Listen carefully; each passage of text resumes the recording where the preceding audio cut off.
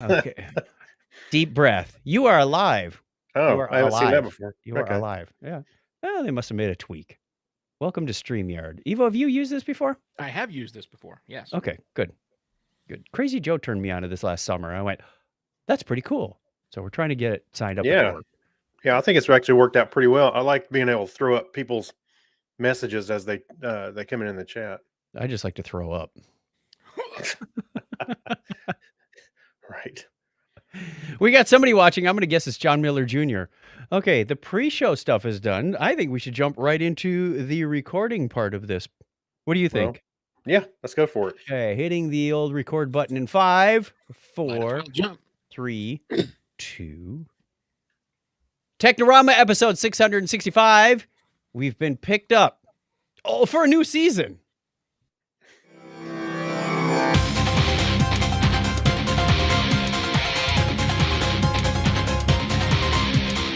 What's with the title, Craig? We don't even have seasons on this show. We don't even have a board or anything.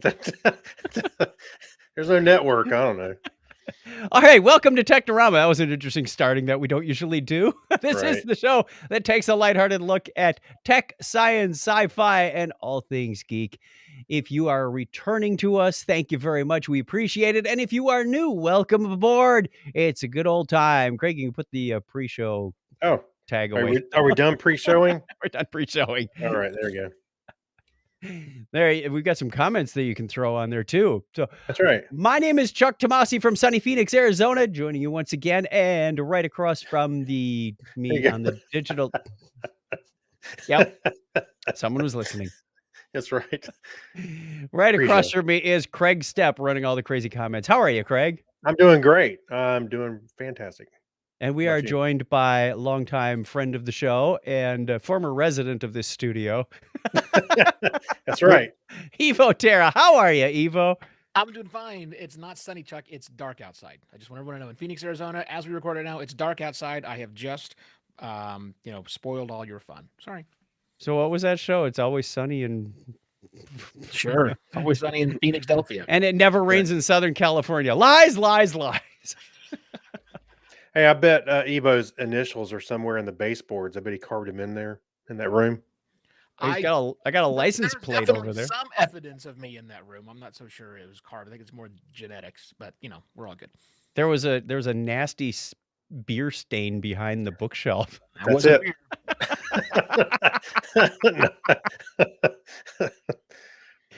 I'm sure there's evidence. I don't know if you carved into this. All right, we have some feedback. Let's play that feedback music. Letters. Oh, we get letters. We get your letters every day. Mailman, mailman, mail today. Oh, I thought they said ladders. Those letters. I love those letters. Let's find out what you got to say. Oh, boy. Mailman, mail today. Our first bit of feedback. Go ahead, Craig. I was gonna say I think I keep doing the same thing. Been doing it for years. When the doorbell rings on that, I reach up the camera. You push the camera. The little green LED on your camera or white That's LED. Right. Yeah. Our first bit of feedback is some congratulations to the man right there. That's right. This guy? Yeah, this guy. Thanks. Congratulations. Hey, we're in the presence of greatness. Evo was inducted into the Podcasting Hall of Fame. He was abducted by the Podcasting Hall of Fame. Yes. Yeah. All of those things. I feel like it has been that way. So, yes, that's right. I am the class of 22 of the Podcast Hall of Fame. I am one of those fine people. So, yay! I'm excited. Thanks for the congrats. That's awesome. Yeah. Will you be in Los Angeles? Will you be attending the ceremony? I will. I will be in LA at Podcast Movement Evolutions. The ceremony, I think, is the 26th of March, 2020, if I am correct on that. It's the last Friday of the event. Anyone can attend. You do not have to actually be a registered attendee of Podcast Movement Evolutions. If you just are some, indigent person on the street walking up looking for a warm place to sit, you can do that. You can come into the Hall of Fame ceremony, from what I understand. And right. Yeah, it'll be there. All the Can we get an interview? And circumcision or stance you can possibly man for it. So yeah, right. Really great. No, that's fantastic. Lots of times I see the list each year and I go, who are these people? But Yes. yet you're on there, and our buddy Dave Slusher is also on right. there. Right. Yeah. So that's fantastic to actually see some people we're familiar with. Which really irritates me that Slusher got on there as well. It Because irritates you? yeah, it does. One of the Okay. things I enjoy about going to podcast conferences when and you guys have been in the same space, the conversation comes up of, so how long have you been podcasting? I was just sitting there, Right. I got this. Let me just see what everybody else said. You all good? Okay, now let me fix this for you, right? But I can't with the Slusher because he's got me That's like right. by a month and a half. So, I Right. know. I know. Yeah, there you go. Anyway, we were at a table together. One more quick story because why not make the show even longer than it already is? Years before the pandemic, in the before times, Dave Slusher, Dave Jackson, and myself were all seated at a speed networking table at, I forget which podcast conference. Maybe it was the Podfest, I think. And that's where, 8 people at random place at a table, and you just go through who are you and what do you do, that kind of thing, back and forth. And when we got there, it was also Steve Boyette, longtime podcaster. yes, Pod I runner. still got him on my feed. Yep. Yeah, pod runner. He was at the table, and so the 4 of us Mhm. are at the table with 4 brand new people. So you got these, and we're all just lamenting the fact that, oh man, everybody is here. We all do the same exact thing, but it was quite a fun time. 4 old dudes and the new people was an interesting. I love in any environment. I love getting the veterans in with the newcomers. There's just such a you get the fresh viewpoints and ideas from the newcomers, and you get the experience from the veterans. And the best thing we old dogs can do is just shut the heck up and listen a lot, right? We will answer questions, but I am not. If someone says, "I think I should do this," okay, cool. It's been 17 years, man. Everything is new again. So you do whatever you do. That's all great by me. I kind of miss. When you mentioned Steve Boyette, I remember at the podcast expo being at the In-N-Out Burger near that place, and we were eating with him. I think Chuck was there.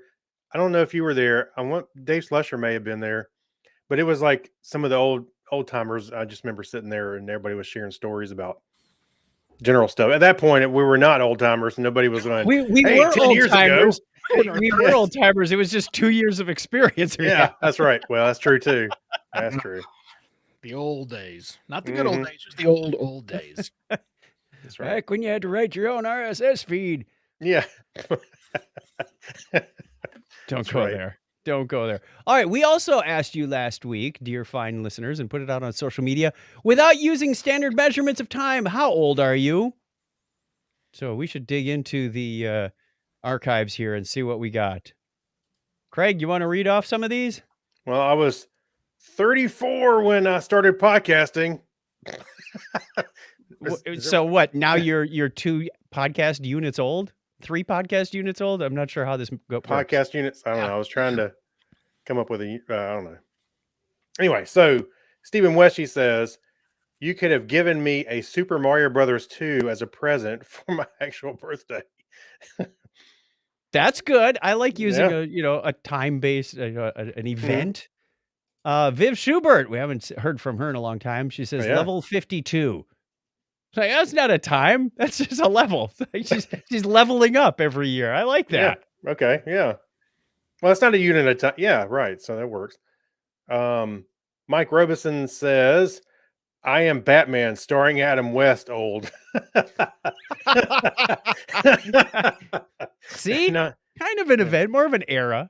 Oh, he's also, I am Miranda Wrights old and Beatles recording Revolver old. Wow. That's kind of what Michael James Moody says. Older than the Super Bowl. Older than the Super Bowl. Now, you got to remember, we just played Super Bowl 56. But the first Super Bowl was in January of 67. So that was number 1. Yes, that was number 1. I'm pretty sure that's 54. So, okay. No, if you do the math, but you got to count the endpoints too. I went through this over and over because it's always the age I am on the date the Super Bowl is played, and my birthday isn't for another month. So it was right before I turned 62, and I was born in 65. Mhm. Okay, So, so it's so right that means, so that means you know how old you are in Roman numerals just by looking at the Super Bowl. Great. Right. That makes me Yeah. sound even older. I'm Yeah. I'm Roman numerals old. What's worse than that? Sanskrit? Right. Let's see. We have more. Did we have another responses? I don't know that we did. No, other than those. Oh, Steve London did. He used Roman numerals. He said LI. LI. There you go. I'm one Viv Schubert plus one. There you go. I'm a year older than Viv, so He says, Well, or should I think say, we're well, I think we're the same age then, Evo. I believe so. Yeah. He says half past dead.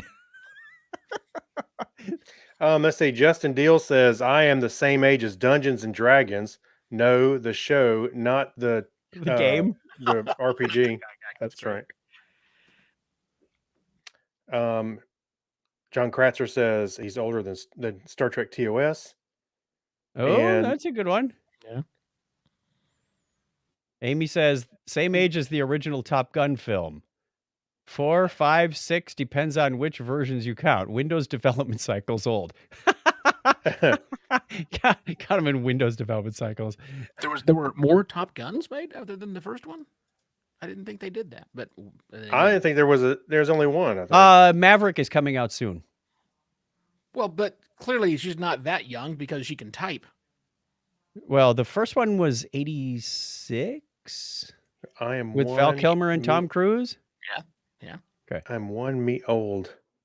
Jack Mangan just says, I wore corduroy pants. Wow. I had hand-me-down corduroy pants. There was no quarter left anymore. They were just Roy's. You know, Just there's- Roy's. I hate to step on the Roids joke, but do you know that there was a manufacturer that made corduroy pants, but they rotated the fabric 90 degrees? So that it There's no slices joke. between your legs? Basically circles down your leg. Just circles. I know. Well, you won't get that Oh, boy. when you That walk. was the idea. They were there. I think they were called Quiet Corduroy. I think was the name of it.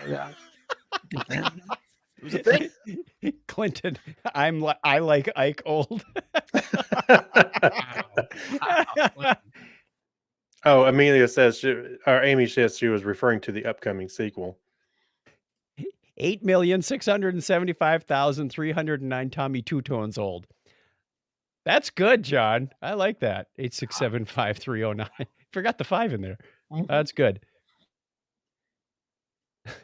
Lone Guy's Night. I am 1 me old. That's what. Yeah, that's what I was trying to understand. I was trying to I kept trying Personal to read units. It's a personal unit. a personal unit. There you go. Well, it's like what's the one astronomical unit is the distance from the sun to the earth. Well, that's pretty biased. I know. Can you offer a competing theory? Parsec? I'm not going to go there. Any others in your bank of comments, Craig? I didn't have anything else, so I think that's All about right. it. Thank you, everybody. That was a lot of fun. We got to come up Yeah. with another one for the end of this show, and we will get that on social media as well. So with that, we will move on to some more differenter content. Another letter from our listener, As he glances down and makes sure that the counter on the recorder is still running. Okay, history time. Wait, What? we have 3 people here. Yes, I Got to know. roll. Got to roll. He's got a digital assistant he's going to ask. Okay. Oh. I heard 2 rolls out of that, Craig. What happened? No, I just dropped it the first time. Sorry. Wait, I got a 20 though. I got a 20. What'd you get on the first one when you dropped it? I wasn't paying attention. Snag! Oh, I didn't see it. Yeah, I wasn't paying attention. I'm sorry. Okay, Evo, what'd you get? I think you might have muted while you rolled or something. Let's try that. 6. 6. I got a 5. We did Oh, great. Wow. We did great. So Craig is going to lead, then Evo, then Chuck. So as I look at the screen, we're going to go around clockwise, beginning All with right. Craig. See if we can keep up with this. Roll the music. Yeehaw! On this day in history for February 23rd, 2022, this is the 54th day of the year in the Gregorian calendar. There are 311 days remaining in 2022. Take it, Craig. All right. This date in 1455 is the date of publication of the first Gutenberg Bible, the first Western book printed with movable type. Really? I used WordPress. There are like 3 people going to get that joke that were on movable type. Yeah, I'm Gutenberg Bible old.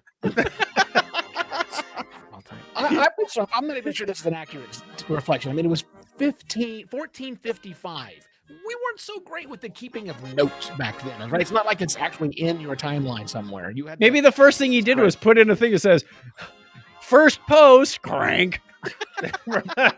First post. I'm going to rescue this thing. Also today in 1886, Charles Martin Hall produced the first samples of aluminium.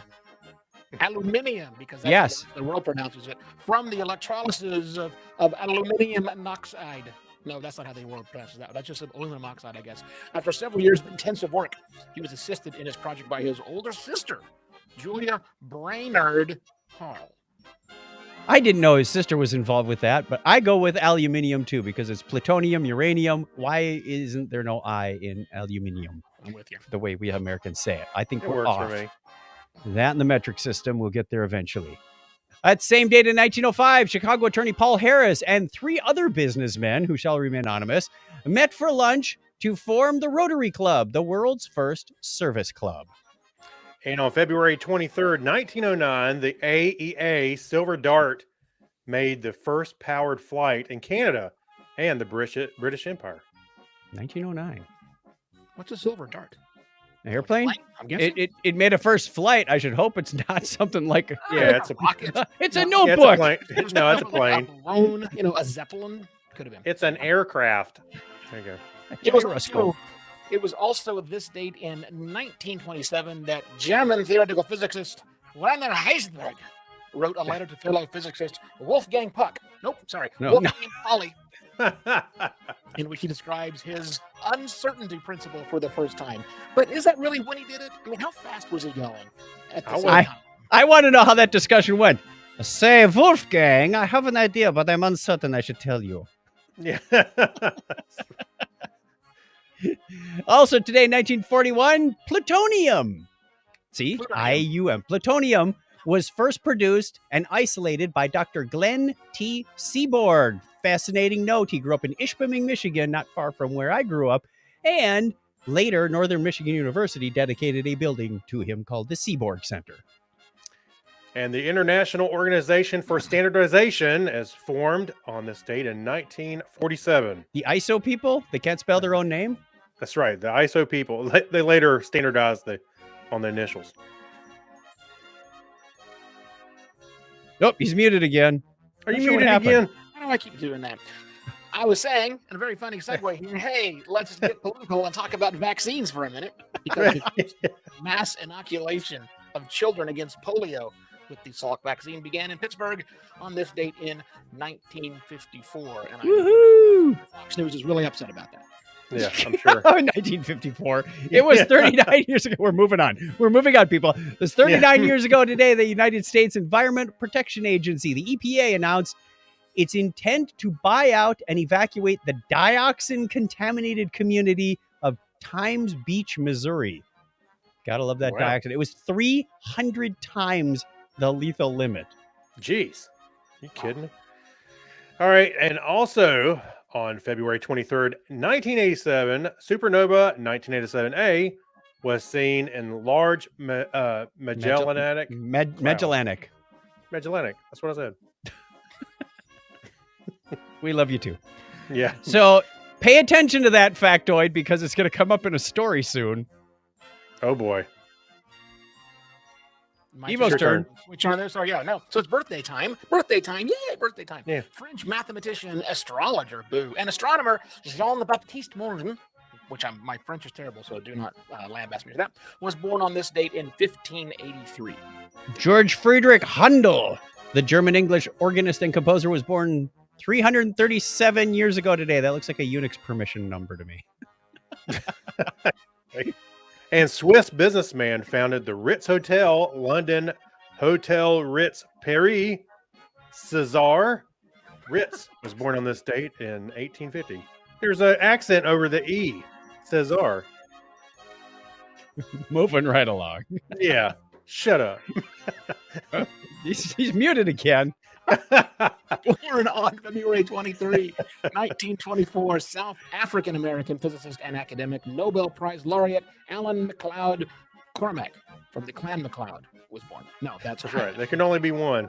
Right. Vasily Lazarev, the Russian colonel, physician, and astronaut, was born on the same date in 1928. One ping only, Vasily. An American actress and producer, Majel Barrett, was born on this date in 1932. Access denied. Yeah. Sorry, I had to do that.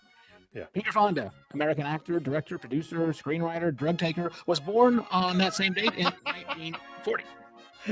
Wow. Nice ad. Also born that same date in 1949, Canadian engineer, astronaut, and politician, Mark Garneau. And also turning 67 today is English singer-songwriter Howard Jones. It can only get better. They can. I was trying to come up with a title fast enough to That's throw in there. right. You win. Yeah. You win. I was right behind you. I was going. right. Anyway, moving right along. American engineer and astronaut Clayton Anderson, born on this date in 1959. Go ahead, name one of Clayton's songs. Rocket Man. Because he's an astronaut. He did a cover. That's right. Major Tom. Yeah. Also born that same day in 1965, American businessman Michael Dell. Wonder what he came up with. And last but not least, and born on tomorrow's date in 1969, the lovely Sheila D., who allows Ebo to keep podcasting instead of getting a real job. Thanks, Dollface. I thought I was reading that part, so I thought I might. I was going to say, you know, That's the way the dice went for us. yeah. Thanks, baby. Yeah, can't blame it. Careful what you say there, Craig. I know. Listener birthdays this week include two of them on the 23rd, which would be the day this podcast comes out. Zahadoom, whom we haven't heard from in a long, long time. Yeah. Keith Hughes, a.k.a. Ed Gizmo. The 25th has a couple of more from Norbert and Sandy Shepard, Mark's lovely wife. Wayne, your ad here, Pittenger from Bethlehem, PA, is on the 29th. And, well, it's February, and there is no 29th this year, so do we really have to celebrate Paul Dove, a.k.a. Elmer from Malmesbury, UK? Yes, we do. He gets pushed to March 1st. Huh? What were you going to say, Ebo? I said he's only 6 years old. That's right. There, that's his unit of time. Yeah. I'm 6 leap years old. We have 3 special holidays on February 23rd. Also, it's National Dog Biscuit Day and National Banana Bread Day. And don't forget National Tile Day. I don't think that's the little RFID location detector you put on your key ring. It might be more like ceramic bathroom or flooring fixtures. Yeah. Kitchen tile, maybe. Yeah. Okay. Could be. That's the way it was on this day in history for February 23rd, 2022. And Craig, did you already put up the thing? If you want to get your name on the birthday calendar, you go over to chuckchat.com/birthday, and we will give you a shout out at the appropriate time of year, like we did for many of these people who don't even listen anymore. We hope they're still alive and doing well. We've lost a couple, but we keep We on have moving. lost a couple of you. I'm not trying to be dark. I'm just trying to be honest. That's right. Let's do something more fun.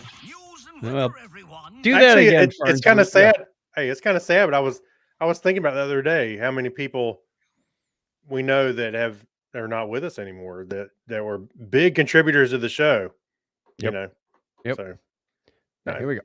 And there's our location. News and weather, everyone. That was a little loud, but okay. Somebody needs to work on their levels. Shh. Yeah, hire me an audio engineer. Till then, shut up.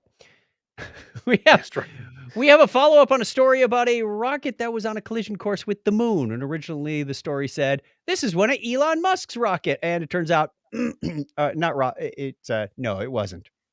So there is so much space junk up there that we can't even keep track of it, especially the stuff that's in the long orbits, the near Earth stuff. You know, there's plenty of junk up there. I mean, space bolts and garbage from Russian crashing into other satellites. Never mind. But they've said, no, this is not Elon's. This is a China rocket. Said to be 2014-065B, the booster for Chang's 5T1 launched in 2014 as part of the Chinese Space Agency's lunar exploration. Not much else is going to change. They just said, oh, well, kind of hard to tell, but now we've identified it, and yes, it will crash to the moon. We will monitor it, and life will go on. Yeah, because there's not like, I mean, this was very interesting news when it came out, but it's one of these things like, yeah, okay, what goes up must come down, right? I mean, they launched a rocket at the moon, and it's got the thing that brought the payload there, and then there's some little thing that went down into it, and it's on an orbit that's eventually going to decay. And, the good news is no one's going to be hurt. That we know of. 0% chance. We can positively say they will not incinerate the atmosphere. This is true. That's true. Yeah. But it also gets to the point of we need a better cataloging system of what's actually up there. So, well, I mean, to me, imagine what this is going to be like 50 years from now. Well, we're sending up what, like 10,000 telephones, whatever those things are. What's your ISP that you're looking forward to, Craig? Starlink, and don't bag on Elon because I have no internet at my mountain house, so as soon as I get it, I'm good to go. So I don't care. Well, there's a first world problem if I ever heard one. There's no internet on my second home. Wow. I'm sure a lot of people in Africa are weeping over that one, Craig. Actually, the people in Africa are kind of who this whole thing is for. People who are not white privileged people who live, in other areas where they can actually get it out to some of the other spots around. See, that's a burn on you, Chuck. I've said dumber things on this show and gotten away with it. But I mean, just think of I'm sure you both have seen a visualization, and of course it's stylized, of how many different things there are floating around that someone at NASA and ESA and the other agencies, they're all keeping track of constantly. And that's just going to get progressively worse and worse and worse as we keep shooting stuff out in there. Someone needs to develop, some giant hoovering system to come suck all that stuff up, but until that time, it's hard to catch them because they're moving so fast, and you have to really match the velocity unless you want to trash your, butterfly net that you're using to catch these things. Yeah, well, you're going to come up with the Newton's laws of motions really quickly. Yeah. Well, the International Space Station had to duck something recently. I think was it the wreckage that Russia caused? They shot down a satellite and kind of I think that's what that was. Custom debris. We didn't realize that when we shot this thing into a billion pieces that, the Heisenberg uncertainty principle comes to play. We can't really track all those things. And suddenly that Sandra Bullock movie is a documentary. What was that? Gravity. Gravity. Was it Gravity? Okay. Yeah. I knew it was a simple term. I just couldn't get my head around it. Yeah, Gravity. All right. Craig, I'm going to just warn the listeners for the site. Hoovering. Spaceballs had the solution. That's right. Wow, Mega made. Ahead of its time. That was a great documentary, too, speaking of documentaries. Second news story we have is astronomers watch a star die and then explode as a supernova for the very first time. And as you heard in the history thing, we actually saw that in SN 1987A. So this was kind of a bunch of clickbait because they say that they saw this, but everything you see on there is a video of an artist rendering. So the comments were not too kind on this one. They really sort of dug in and went, if you're going to make a claim like this, you might want to back it up with facts. And so if you see this, you see a story about a red giant star going supernova, and we witnessed it for the first time, you can skip over it. It's clickbait. But also, I'm sure. Wait. I want to hear you somewhere, right? But here's the deal: we didn't witness it. Right. It happened 120 million years ago. Right. The star is 120 million light years away, and that's what a light year means. Good point. It's like a regular year, only it has a third fewer calories. What we saw in the past, like the dinosaurs were just getting started when that star really exploded. So think about that to blow your mind a little bit. Good point. I like that. Yeah. And that's all we got to say about Okay. that. I was churning the brain cells for something, but I got nothing. So we'll go on with the hacks and strange stories. This one's a little more fun. There's a startup out there that is trying to make juicy steaks out of thin air. Sounds like something straight out of the Matrix. Meat. Yeah, meat. Because meat is the meat industry is contributing about 25% of our carbon footprint or emissions gases, which is making a big mess. And by the year 2050, we're expected to have 10 billion people on this planet and need some way to feed them without crushing biodiversity on this planet either, because that would eventually crush And us. see, I don't really care because I don't have anything to eat at my mountain house. So I need.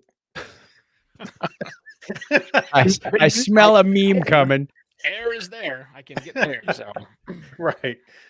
So what they're trying to do is they went back into the archives and said, hey, NASA had this idea back in the 60s of sending people to Mars, and on a longer journey, we needed a way to send lots of food. Well, if they're expelling carbon dioxide and you can use carbon and hydrogen and nitrogen, and we've got those ingredients, theoretically, you could start to make these protein modules, protein molecules. And turn those into, with a little bit of culinary craft work, tasty chicken or beef or whatever it is. So, I like the idea. The startup has, what'd they say, about $350 million? No, Yeah. what was, no, it was, Oh, that's the amount of meat that we're going to eat. Yeah. 350 million tons. I'm trying to find, they already raised $30 million in funding from investors, including ADM Ventures, Barclays is behind this, and GV.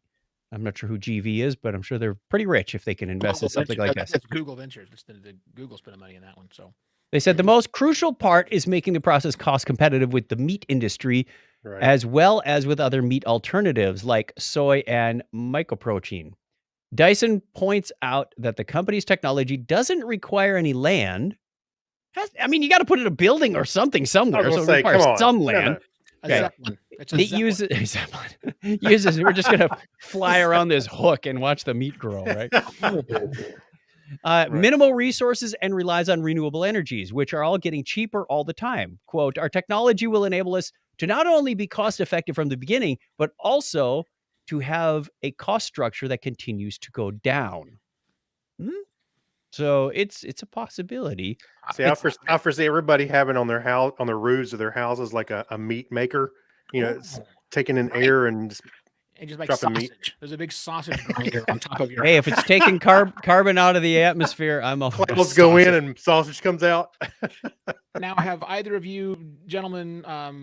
We're all omnivores here. Yes, we eat the foods that are out and available to us. Have we made the switch at all to any of the not meats like the Impossible Burger or things like that? Yes, we've done some experiments with them, and it works well in like spaghetti sauce or chili or someplace where we'd have a mixture. I haven't grilled one on the grill to go, this is pretty good. Let me tell you what I do with the Impossible Burgers. I have made the switch. I haven't bought hamburger meat in a while. I still buy lamb and good quality cuts, but I just get the Impossible Burger patties now. And here's what I do with the Impossible Burger patty. I take one patty out and I stick it in the panini grill. 3 minutes. Oh, yeah. That meantime, I throw a piece of rye bread in the toaster. And by the time the toaster's popping, 3 minutes is done with that thing. I put a little Swiss cheese on top of the grilled or paninied Impossible Burger, and then that goes on the rye bread, and then a bunch of sauerkraut goes on top of that. It is a fantastic meal. You will not miss it not being meat. It's really good that way. Now, I haven't really tried any of the alternatives. Oh, that sounds interesting. And I'm not opposed to it. I just haven't tried any. Yeah, my beef on these things. Where is it? I see what you did there. I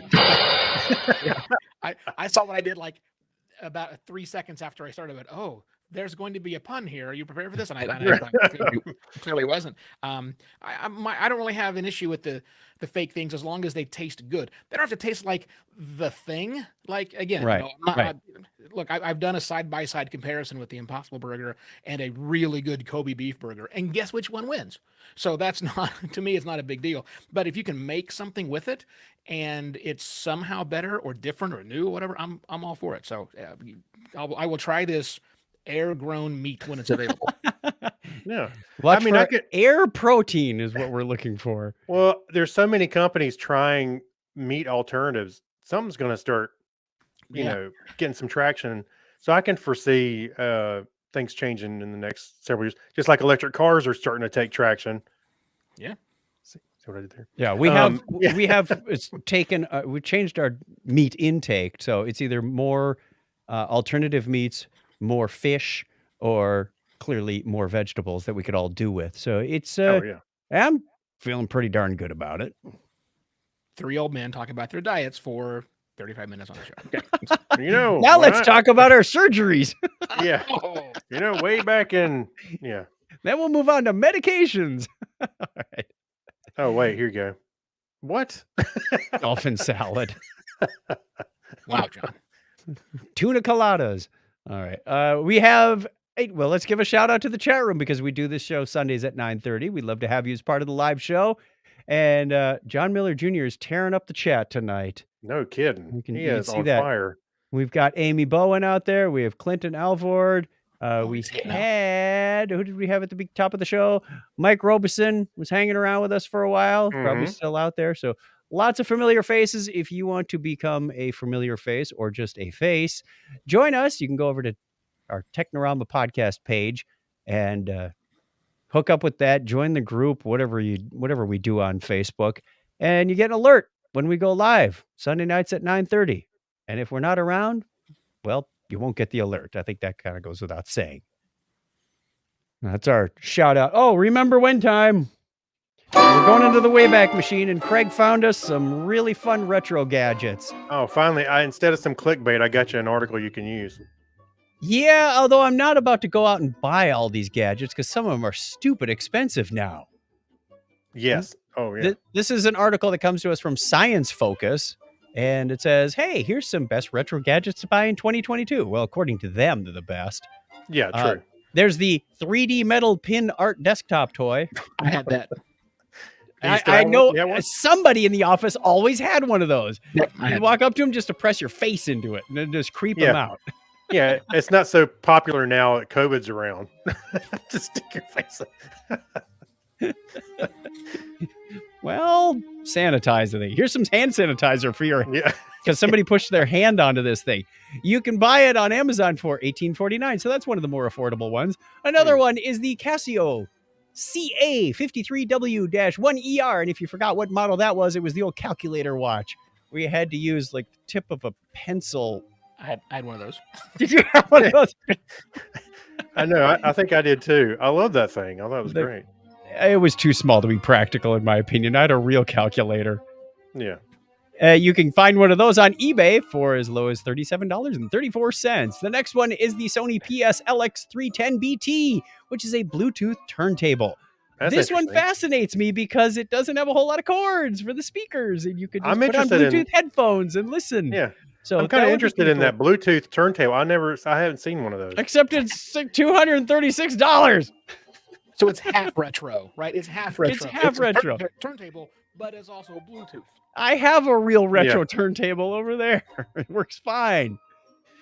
We also have the Mathmos Astro Lava Lamp. And this is the company that invented the lava lamp all those years ago. The one that was founded by Edward Craven Walker, that Craven Walker guy. One of those. Made in Britain, so...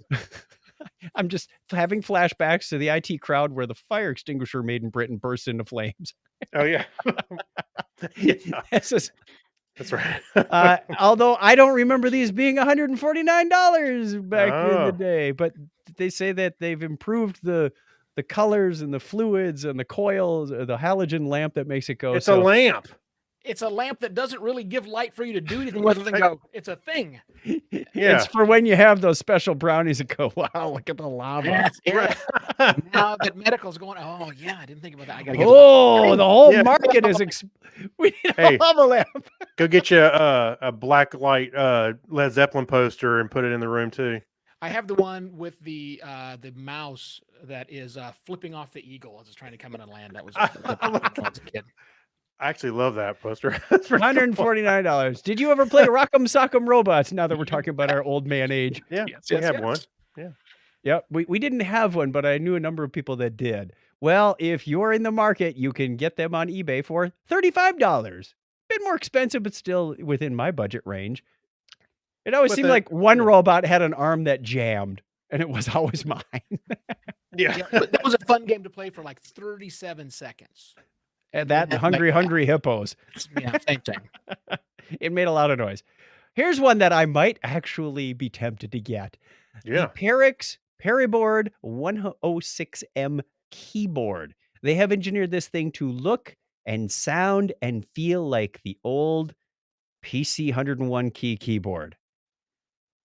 Yes. Very tactile, very fast, very I was- noisy.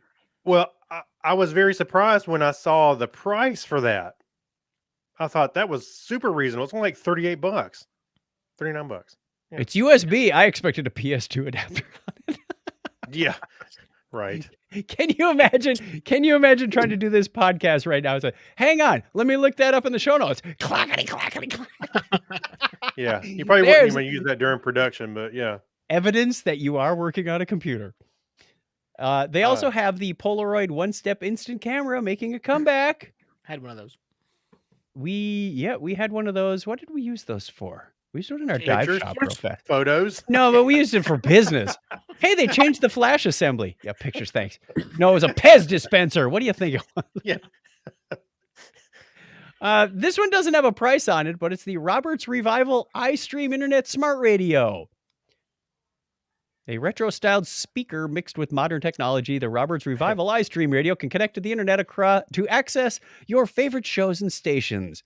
Yeah. We call that smartphones. Yep. We call that the thing we keep in our pocket all day long. Right. Right. And then there's the Nintendo Classic Mini. Had one of those. I didn't have a Mini. I didn't have a Nintendo Classic. Well, okay, quick. What was the first name when it was released in Japan of the Nintendo NES? Bob. No. The Famicom. Oh, Famicom. Okay. Family computer or something. It had a really cheesy name. Anyway, if you want one of these Nintendo Minis, it's going to set you back $219.99 from Amazon, eBay, or Newegg. Newegg has them for $249. Yeah, this is one of those units I think it has a lot of games already in it, so you don't have to have the cartridges to. Well, that's It has no 30 fun. titles already in it, so Oh, and it's only in French. Oh. all the menus are in French.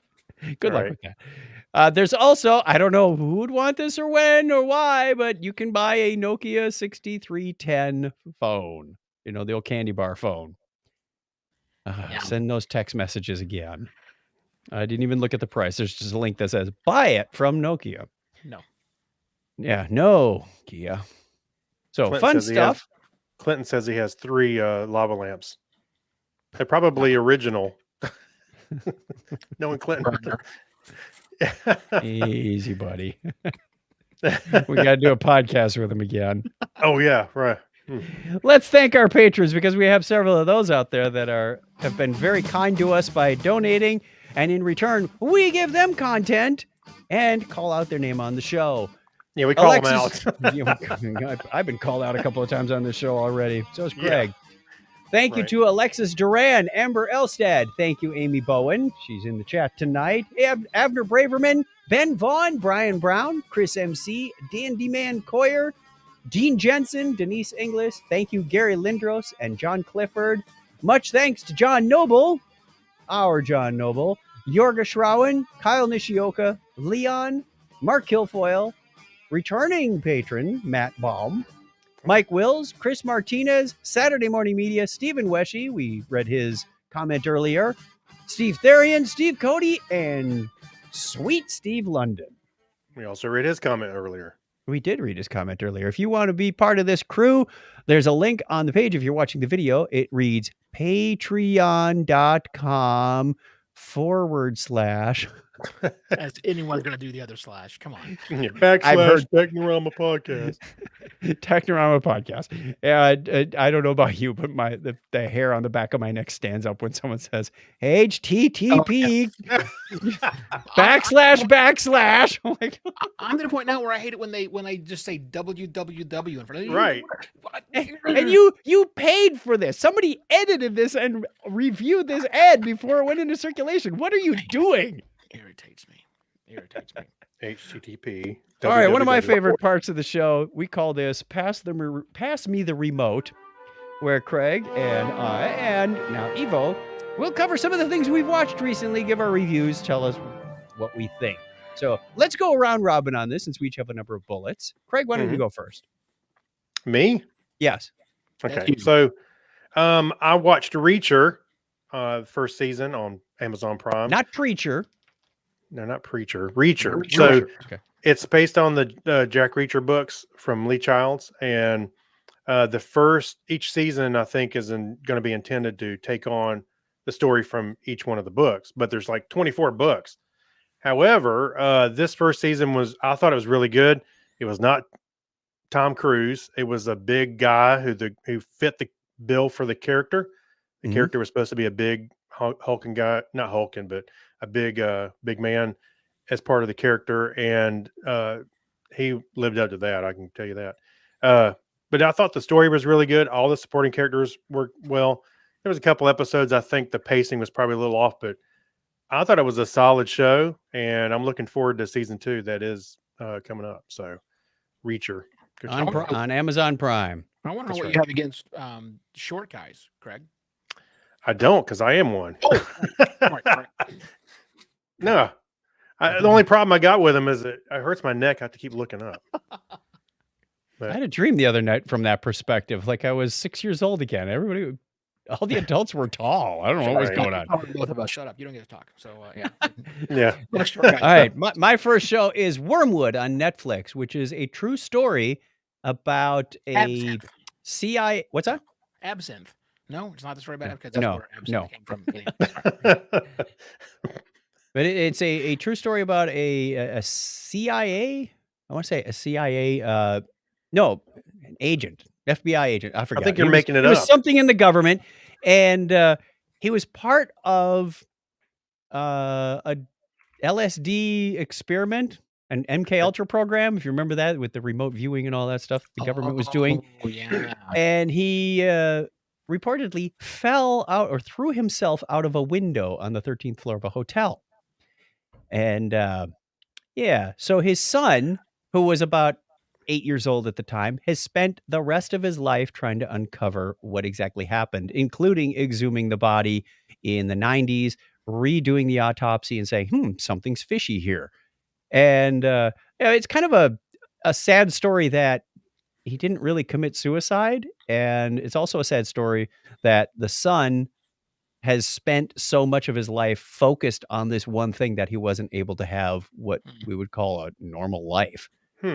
So it was interesting, but it was one of those where it's 6 episodes and it really probably should have been 1 or 2. Yeah. So it kind of went on a long time, as some of these Netflix crime documentaries do. Doing the math on this, so 13 stories, roughly 3 meters per story. So that's what? 39 meters, falling at 9.8 meters per second squared. Force on impact. That's not a fun autopsy. No. Well, they said when they hit the No. sidewalk that the manager of the hotel came out and he was still mumbling incoherently. So The manager of the hotel is mumbling. Oh, no. no, the guy who I'm sure he fell. was too. I thought it was interesting. On a scale of 1 to 10, I'd give this like a 7.5, because I get into the crime stories. Cool. I'll pick one of mine to go next, and I'm not going to pick the first one because I see that's also on somebody else's list. I'll be a nice No. person and do that one. No, Well, that we we can can- knock one off of his. Yeah, I was like, we can share. It's Yeah. okay.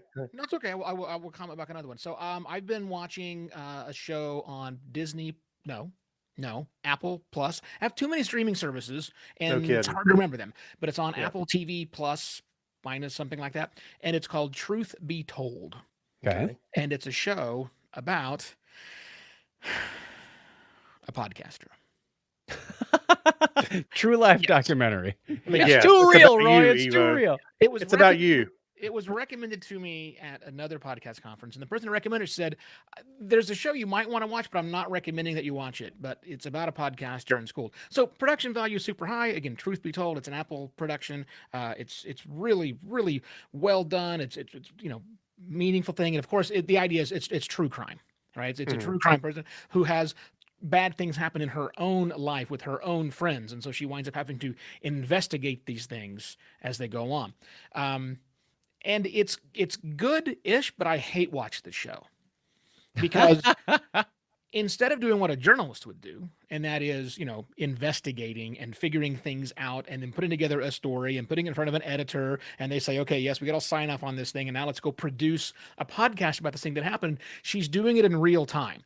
So every week she's doing an episode of the show, basically accusing someone of whatever the crime was, and she's wrong every episode because that's the way TV works. It's like this is not how podcasters who do true crime should do true crime podcasting. So if you want to hate watch it, truth be told on the Apple TVs. I am noticing more shows including podcasters as part of the storyline. But they clearly haven't, bothered to figure out what the hell it is a podcaster does because they don't show her editing the show for an hour before they post it. That's riveting. Yeah. You hear the same clip 7 times as you try to take out the right amount of space. Well, I watched Only Murders in the Building. Yeah, that's another one. That was another podcaster. Murders in the building. Only murders in the building. Yes. Yeah. But I was watching the show just before I came in to record this with you guys, and she's in her kitchen with wood floors, doing the recording of this thing. And of course, she's about this far away from the microphone. Oh, dear Lord. And the sound is perfect. Oh, it sounds crystal clear. Yeah. So like either that is like the most amazing condenser mic and you have sound back when I can't see. Come on. It's the offstage boom mic. Everybody's got one of those, right? That's funny. Man. Studio, man. Yeah, this is just a prop. Yeah, it's like the one normalize her audio. Oh my gosh. It's the one you used to see on Johnny Carson and then Jay Leno's desk or David Letterman. They always had a mic on the desk. It was like that. That's not doing Clearly it's not working. Right. Oh yeah. Every once in a while they grab it and you wouldn't hear any sound or anything. Right.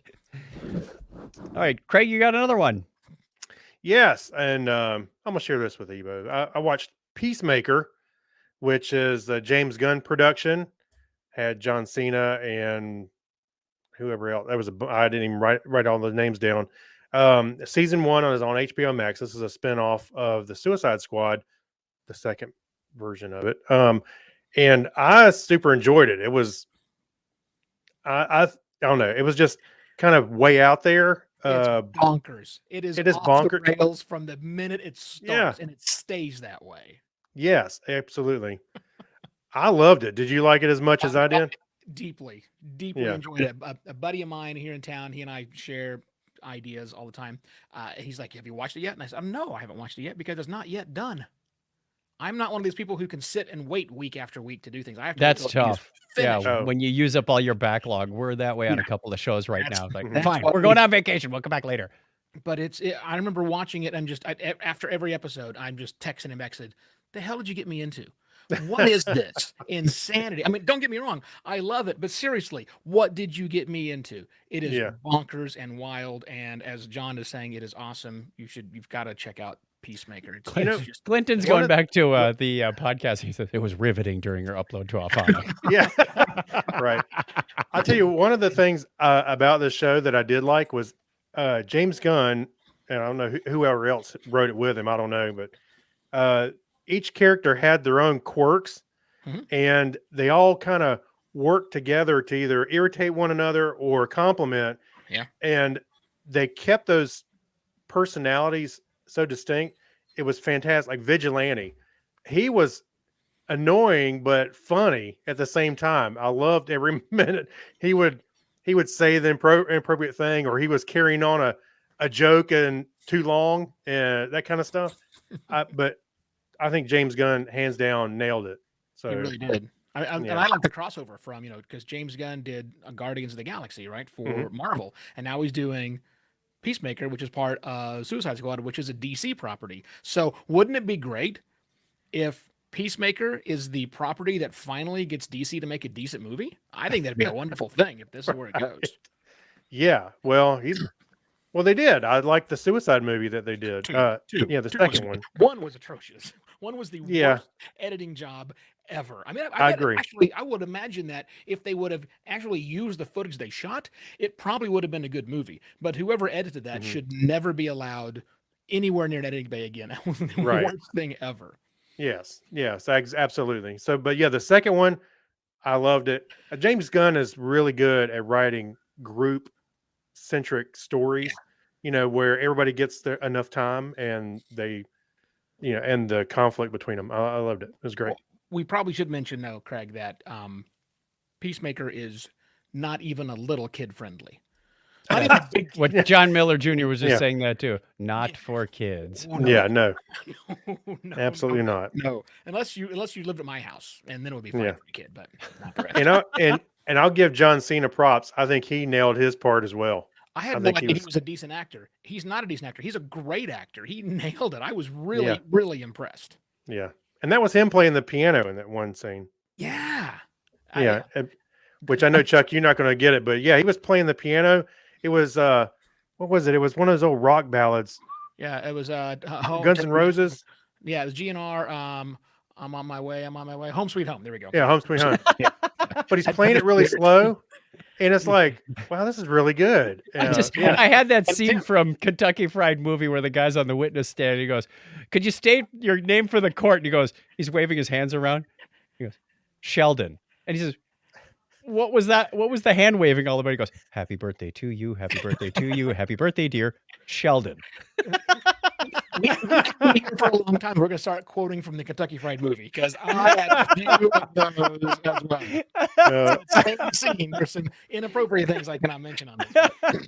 Oh boy. So good. All right, let's do another one on that note.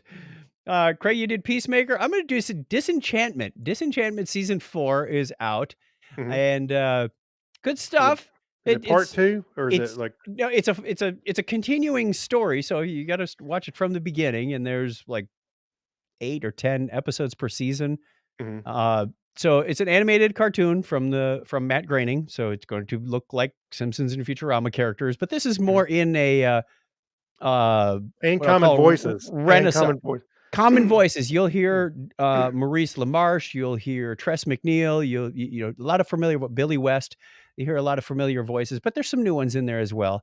The lady who plays Princess Tiabini is Abby Jacobson. I don't know that we've really heard a lot from her. Nat Faxon is Elfo. Hi, I'm Elfo. It's a lot of fun. I like the characters. I like the interaction, and the there's some parts that are clearly like immature humor, but that's still fun. The theme of friendship, camaraderie, family are in there if you're looking for them. But it's done in a fun way. It's just kind of a nice cartoon escape, kind of like Futurama. And it's like, I need a good laugh, and there's some great zingers in there as well. I think my favorite character has to be Lucy, the demon. He gets away with more than the average characters. And he was sent to heaven. It's like, so there's a demon in heaven, and he just can't stand it. He keeps taking off his white robe that God gave him, and like 2 seconds later it's back on. He's like, ah. That's pretty funny. So just little things like that make me laugh. So I like Disenchantment on Netflix. I'm gonna have to give it another shot. I watched it its first season. It just kind of didn't really hit. Look, it's an escape. I recognize some of the names in the chat room, and they probably can remember me years back, and I'm like the anti fan, and so yeah, it's kind of the same deal. It was like, that didn't do it. But then again, I'm always willing to try something again, and so when I am on a Netflix, when I'm out of things to watch, I will take that under advisement. Craig's talked me back into a couple of things that I went 3 episodes in, it was not resonating. You got about 5 or 6, like, oh, okay, now I get it. This is going. I'll give it a shot. Okay. Well, actually, taking a side note here, I had not watched the Clone Wars, the animated Clone Wars. And after Boba Fett, which we're going to talk about in a second, I was like, you know what? I want some more Star Wars. Oh, I didn't remember watching Clone Wars. Wars So was great. yeah, so I went back and started watching it. Now I knew some of the highlights. So some of the things that have happened, I go, okay, I know where that's from. But watching it, I'm like, wow, this is great. Yeah. Yeah, that's fantastic. Give us another one, Evo. My turn. Have you guys seen Archive 81? I have. I haven't seen that. Yeah. Yeah. What'd you it's on- think? It's on Netflix. Well, I'm not finished. Okay. And I just found out last night I'm in trouble because I guess apparently I started watching this with Sheila Oh no. and then Oops. started watching it on my own. And so last Mhm. night I said, I'm going to watch the show that I've started watching. I said, I hit play. I said, let me tell you the premise. And as I'm telling her the premise, I'm looking at the TV, not looking at her, and she's not replying. Normally she's replying by now. So I kind of look over and she just has this look of utter disgust on her face. You ruined. This is our show and you blew it. Yeah, I'm usually pretty good at not doing that. I but think Donna and I started that one also, but she about 3 or 4 in, she went, you just watch. It's Evo, weird. you've been And I think it's one of those shows I thought that was what Sheila's reaction probably would have been. But apparently she wants to watch you've been married long enough. That's a rookie move, buddy. I know. Yeah, it was a good 32 years. So what did you think of Archive 81? So I'm really enjoying it. I mean, it's weird, right? I mean, the basic is. premise is this: it's a gentleman named Dan is hired to restore these tapes from 2002 or 4 or whatever the. No, it was like 1994. 94, yeah, 94. yeah. From this fire that happened in this building, and of course, bad things happen on the tapes. Not just to the people that are there, but actually to him. And there's a weird, mystery, the unknown thing happening, and there's lots of occult stuff back and forth. But what I like about it is I really don't know the destination yet. I mean, I've thought I've had some ideas of where it might be going. Yes. Nope, I'm totally wrong. Yes. Oh, this is a new thing. They're just like unveiling new pieces of this mystery, which doesn't really point to a resolution. It just points to more weird things are going to happen. So Exactly. That's what I liked about that show Yeah. is it was unpredictable. And when you thought you had it figured out, even right up to the end, it's like, whoa, didn't see that coming. So I think you're going to really enjoy the end. Awesome. All right, Craig, let's talk about the one. Okay, you want to talk about Boba Fett? Sure. I thought Boba Fett was well done, but there was a little bit of quirks with it. But I thought overall it was kind of solid, especially when they start bringing in Mandalorian and other characters into the fold. Because I know a lot of people online were saying that they couldn't wait for Boba Fett to actually cameo in his own show because he wasn't showing up. Right. But overall, I enjoyed it. Probably not as much as the Mandalorian previous seasons, but there were if you were a Star Wars fan, there was a lot to like, and they brought in a lot of stuff either from the movies or from all of the other Star Wars universe and bring it in. So overall, I thought it turned out pretty good, especially the end. There was a lot of, you could see where they blew their budget. Heck of a fight scene. Yeah. No doubt. Lots. So what'd you think? So I also enjoyed it. I think that if you are a Star Wars fan, and if you're listening to the show and you're not, I don't understand why you're listening to the show.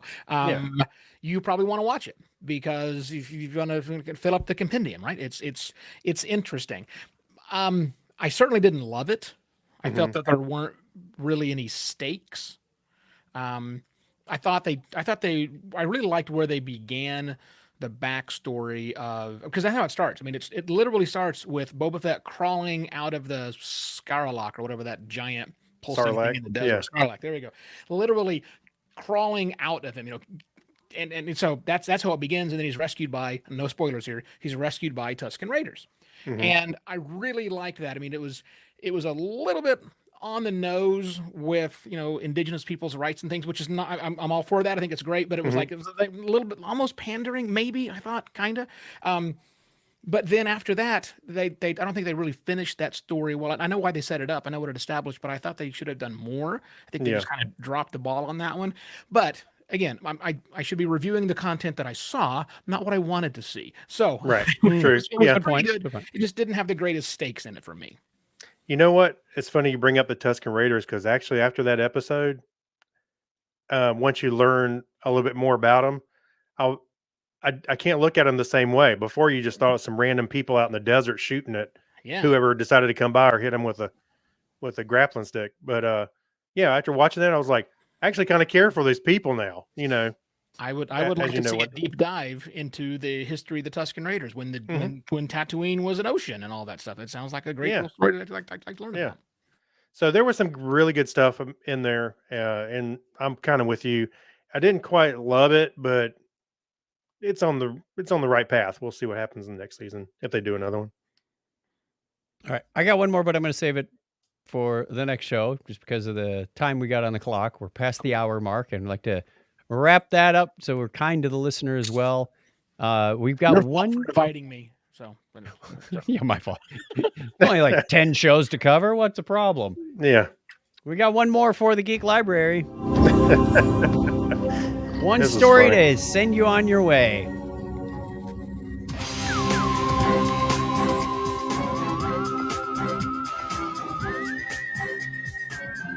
And when we say library, boy howdy.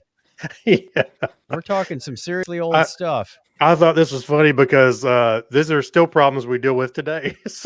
A 3,200-year-old attendance sheet, this is like from a job site or work schedule of some type, is found in the Deir el Medina, Egypt region. The reasons for a worker's absence included embalming brother, brewing beer, and bitten by scorpion. Well, a couple of those still work here in Arizona. Yeah. I've skipped work because of drinking beer, but not really brewing it. Okay, I did read through quite a few comments on this one because it was an interesting thread. Embalming brother, certainly if you have a death in the family, you're going to need some time off to make preparations. Actually, I was thinking, I can see a couple of guys going, man, I'm hungover. Just call in and tell them you're embalming your brother. Now, also you have to remember, way back in olden times, water wasn't always drinkable. So they used low alcohol, beer, often cases in Europe, and I'm sure in Egypt as well, to ward that off. So it could have been, hey, I'm out of water. It's either go to work or die.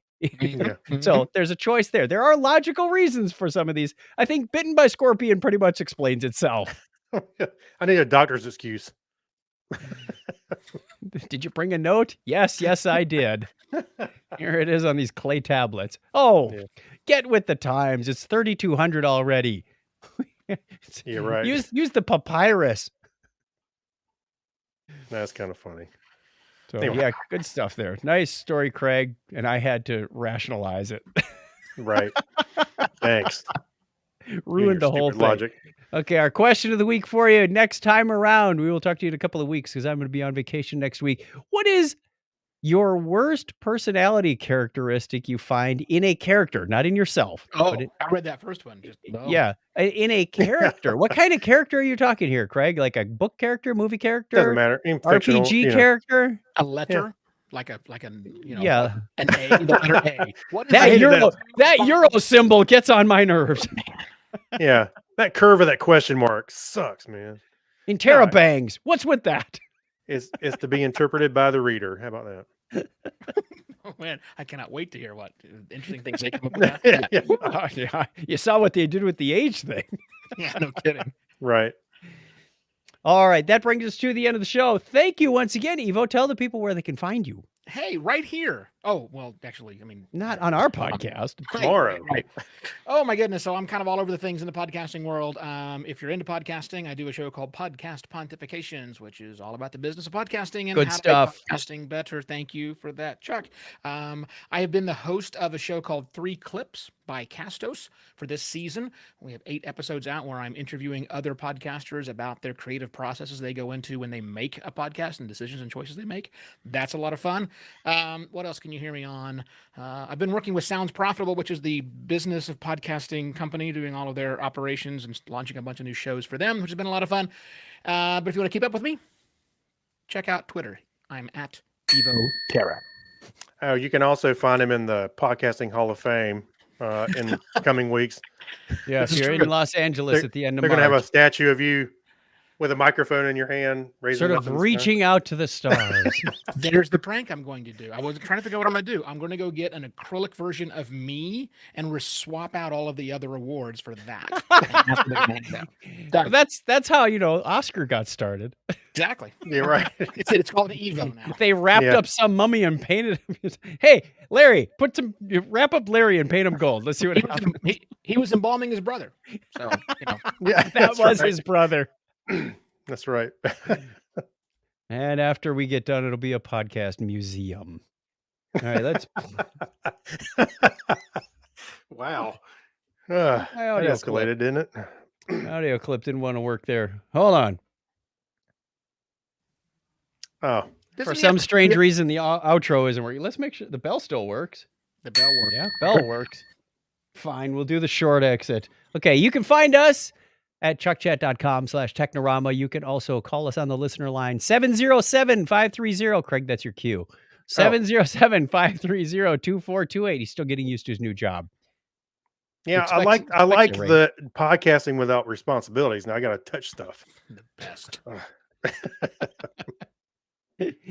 And we will talk to you soon. So, Craig, give us a binary high five, and we're going to get out of here. All right, 101, everybody. Just shy of an hour and 10 minutes. Sorry All about right. What's up with... No, that's not a sorry. Oh, now it works. Damn thing. There you go. Open the podcast door, Hal. Sorry, Cool. Dave, I can't do that. All right, we are going to conclude the live stream portion of this and then record our Patreon show for those that have been gracious enough to donate to our club and continue to fund this show so we can provide you things like live stream and audio podcast and Beer? even wait. replace the headphones. No, not beer. Oh, we don't use that money for beer? Okay. No. Not that they're... No, we have a very tight budget this year. No. I'm keeping close tabs on what we've got coming in and what's going out. So thank you, everybody. Craig, are you going to hit the end broadcast or am I? That's your job. I'm not touching I'll do it. Yes, I'll start and end the broadcast. We're just I've touched enough things today. Push Mhm. the button. Push the right. tiny So, candy like Take care, everybody. Stay safe, and we will talk to you again real soon. Bye. Bye.